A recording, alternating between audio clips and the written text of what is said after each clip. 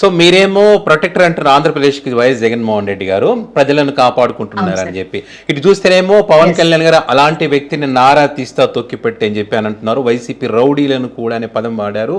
వాళ్ళ ఎమ్మెల్యే పంతం నానాజీ గారు ఆయన్నేమో జగన్మోహన్ రెడ్డి గారు జైలు పక్షి అని చెప్పి, నా కొడక అని చెప్పి, ఇట్లా రకరకాల వ్యాఖ్యలు చేయడం మనం చూస్తా ఉన్నాం. సో దీన్ని ఎట్లా చూస్తారు మేడం మీరు? యథా రాజా తథా ప్రజా సార్. ఓకే.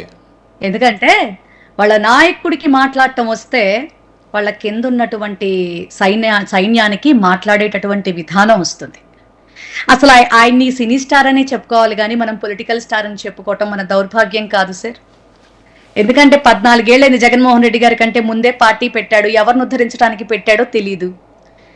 జనసేన కార్యకర్తలందరి భవిష్యత్తు మీద పునాదులు కట్టుకొని సింహాసనం వేసి కూర్చొని ఈ రోజున తగుదునమ్మా అనుకుంటూ చంద్రబాబు నాయుడు గారికి కష్టం వస్తే బయటకు వస్తాడు.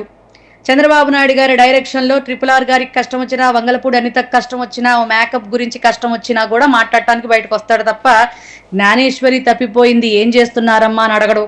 దెందులూరు ఎమ్మెల్యే ఎందుకు అట్టా చేశాడమ్మా అని అడగడు. తన సొంత ఎమ్మెల్యే ఆడమనిషికి టీడీపీ ఎమ్మెల్యేతో ఇబ్బంది వస్తే, బొజ్జల సుధీర్ రెడ్డితో ఇబ్బంది వస్తే ఆ బిడ్డకు అన్యాయం చేశాడు. అలాగే అరవ శ్రీధర్ ఒక ఆడమనిషికి అన్యాయం చేస్తే అరవ శ్రీధర్ని సపోర్ట్ చేస్తూ పేరుకి పార్టీ నుంచి సస్పెండ్ చేశాను అని చెప్పి దేశ సమగ్రత కోసం వెళ్ళాను అని ఢిల్లీకి వెళ్ళి మరి ఇతన్ని కూడా చంకలో పెట్టుకుని వెళ్ళాడు, పిల్లిని సంక పెట్టుకుని వెళ్ళినట్టు. ఇతని మాటలు కానీ ఇతని ప్రవర్తన కానీ అసలు ఏ రకంగా ఒక నాయకుడికి ఉండాల్సినటువంటి లక్షణాలు ఉంటే ఇప్పుడు ఎలక్షన్స్కి ముందు మీరు తీసుకోవచ్చు సార్ ఎన్ని నీలాప నిందలు. అసలు మరి ఈ 32,000 మంది అమ్మాయిలు కేవలం వాలంటీర్ల మూలంగానే తప్పిపోయాడు అన్నాడా? ఒక్క మాటకి ఇది ఉందా సార్? రాష్ట్రంలో ఎక్కడికి పోయినా అక్కడే పుట్టానని చెప్తాడు, ఏ మూలకు పోతే ఆ మూలే రాజధాని అని చెప్తాడు. అసలు రాష్ట్రం మీద ఒక అవగాహన, రాష్ట్రం మీద ఒక రాష్ట్ర సమస్యల మీద ఒక విజను, దానికి ఒక సొల్యూషన్. నాకేదన్నా అవకాశం వస్తే ఎట్లాంటి సొల్యూషన్, నీకు అవకాశం వచ్చినా కూడా నువ్వు ఎట్లాంటి సొల్యూషన్ చూపించలేవని మన స్టీల్ ప్లాంట్ దగ్గరికి వెళ్ళినప్పుడు నిక్కచ్చిగా తేలిపోయింది. రైతులు కోనసీమ కొబ్బరి రైతుల దగ్గరికి వెళ్ళినప్పుడు నిక్కచ్చిగా తేలిపోయింది. అక్కడికి వెళ్ళేమో తెలంగాణ వాళ్ళ దిష్టి తగిలేసిందని ట్రోల్ అయ్యాడు. ఇక్కడేమో నేను ఎక్కడికి వెళ్ళినా కూడా ఈయన సమస్య ఏంటో నాకు అర్థం కాదు సార్. అంత చావజచ్చిన మాటలు ఎందుకు మాట్లాడతాడు అసలు నాకు అర్థం కాదు. మేబీ అతని చేతుల్లో ఏం లేకపోయినా కూడా యాజ్ ఏ డిప్యూటీ సీఎం అసలు అతను ఏం మాట్లాడాలి? అమ్మా దీనికి సంబంధించి ఖచ్చితంగా నేను సీఎం గారితో, ఎందుకంటే ఒక కార్పొరేటర్ స్థాయి వాళ్ళు కూడా చాలా డిగ్నిటీగా మాట్లాడతారు సార్. ఈ సిచ్యువేషన్ని ఖచ్చితంగా పై వాళ్ళ దగ్గరికి అంటే చంద్రబాబు నాయుడు గారి దగ్గరికి నేను తీసుకెళ్తానమ్మా. దీని విషయంగా ఎలాంటి సొల్యూషన్ అనేది మీకు నేను 2 daysలో త్రూ ప్రెస్ నేను మీకు జరిగే మంచిని నేను వివరిస్తానమ్మా. అలానే 2 మాటలు చెప్పి యువతలకు వచ్చేసి సార్ ఈ డిపార్ట్మెంట్ నాది కాదు, ఈ సబ్జెక్టు నాది కాదు, నాకేం తెలీదు అన్నవాడివి నువ్వెందుకు అక్కడికి వెళ్ళేది? నీకేమీ తెలియదు అన్న విషయం ఆంధ్ర రాష్ట్ర ప్రజలకు ఎప్పుడో తెలుసు. ఆల్రెడీ సెంట్రల్ మినిస్టర్ కుమారస్వామి గారు అసలు స్టీల్ ప్లాంట్ ప్రైవేటీకరణ ఆపటం అంటూ జరిగింది కేవలం జగన్మోహన్ రెడ్డి మూలంగానే. అతను 2021 అసెంబ్లీలో తీర్మానం చేసి మరి ఈ ప్రైవేటైజేషన్ ని ఆపాడు అని అంత క్లియర్ గా ఆయన స్టేట్మెంట్ ఇస్తే, పోనీ మేమంటే డప్పాలు కొట్టాం అనొచ్చు, అతని స్టేట్మెంట్ ఉంది కదా, ఆ స్టేట్మెంట్ ని బట్టైనా నీ మాట తీరు మారాలిగా. అక్కడికి వెళ్ళి నా మూలంగా స్టీల్ ప్లాంట్ ఆగిందని చెప్తాడేంటి సార్? నాకు అర్థం కాదు.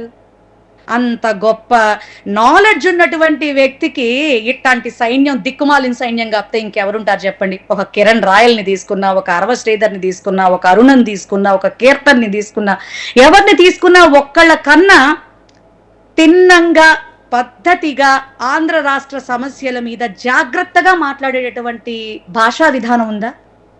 సో అలాంటప్పుడు ఈ పంతం నానాజీ గురించి మాట్లాడుకోవటం కూడా అనవసరం సార్. 1 year బ్యాక్ ఒక మెడికల్ కాలేజ్కి వెళ్ళి అక్కడ ప్రొఫెసర్ని కూడా నోటుకు వచ్చినట్టు మాట్లాడినటువంటి సందర్భం మనకి తెలుసు మనకి.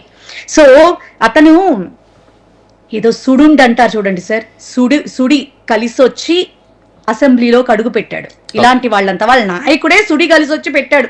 ఎందుకంటే 14 ఏళ్ళు అయ్యి పాపం ఏదో కుల భావన తెచ్చుకొని నాకు ఓట్లేయండి అంటే పాపం కులం అంతా కూడా చాలా ప్రేమతో సరే 14 ఏళ్ళు అయిపోయింది కదా పాపం తిప్పలు పడుతున్నాడు, 19 ఇండివిజువల్గా పోటీకి వెళ్తే పాపం బొక్కబోర్లా పడ్డాడు, అవకాశం ఇద్దామని చెప్పని టీడీపీ వాళ్ళతో కలిసి జర్నీ చేయటం కింద ఉన్నటువంటి గ్రౌండ్ లెవెల్లో ఉన్నటువంటి కార్యకర్తలకి నేతలకి ఇష్టం లేకపోయినప్పటికీ కూడా కానీ పవన్ కళ్యాణ్ గారి మాట గౌరవించి పాపం వాళ్ళందరూ కూడా ఆయన్ని సింహాసనం ఎక్కిస్తే ఈ రోజున బిఫోర్ ఏమో నన్ను నేను అధికారంలోకి వచ్చినా నన్ను కాలరు పట్టుకుని ప్రశ్నించండి అన్న వ్యక్తి ఈ రోజున నేను మీ సేనాని అనుకుంటే నా మాటకు ఎదురు చెప్పొద్దు అంటున్నాడు.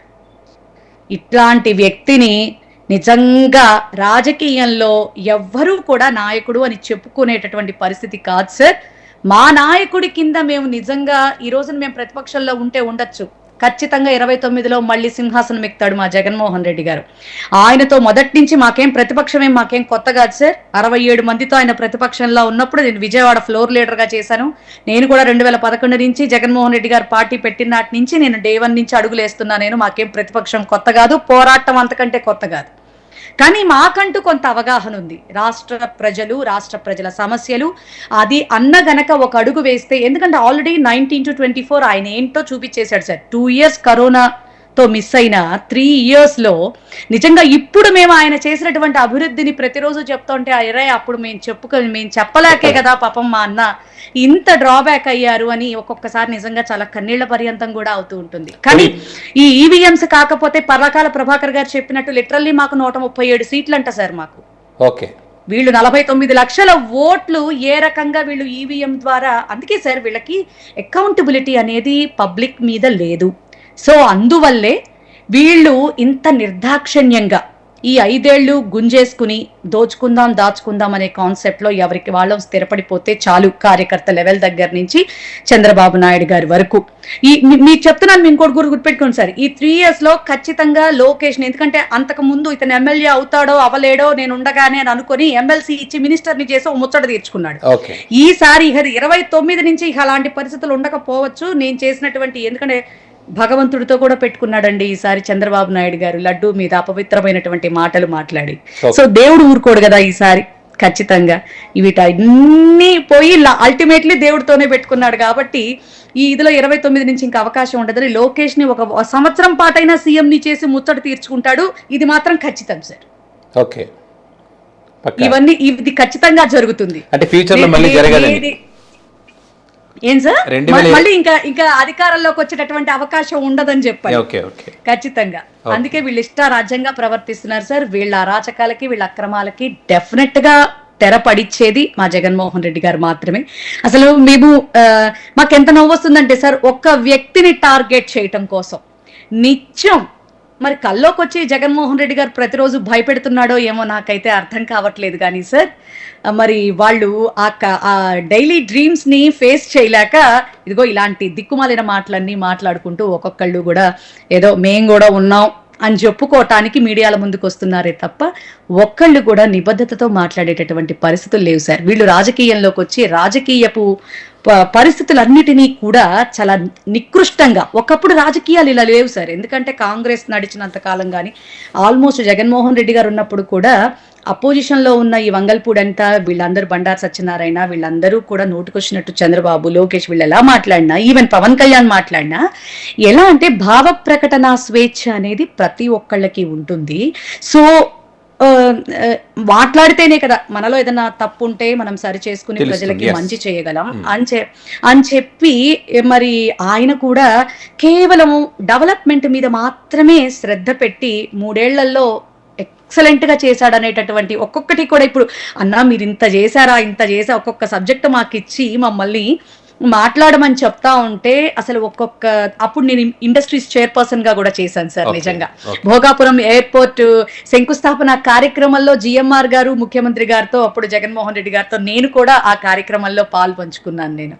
సో అంత ఉన్నతంగా ప్రతి సెగ్మెంట్ ని ప్రతి డిపార్ట్మెంట్ ని కూడా చాలా బాగా ఒంటి చేత్తో గొప్పగా నడిపించాడు సార్.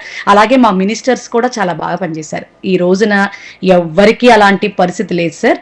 జోగి రాసుకుంటే బూడిద రాలుతుందన్నట్టుగా చాలా అవగాహన లేనటువంటి అట్లాంటి వ్యక్తులందరూ కూడా ఈ రోజున ఎక్స్పీరియన్స్ ఉందని చెప్పుకునే టీడీపీ వాళ్ళల్లో కూడా పెద్ద పొడిచే వాళ్ళు ఎవరు లేరు సార్.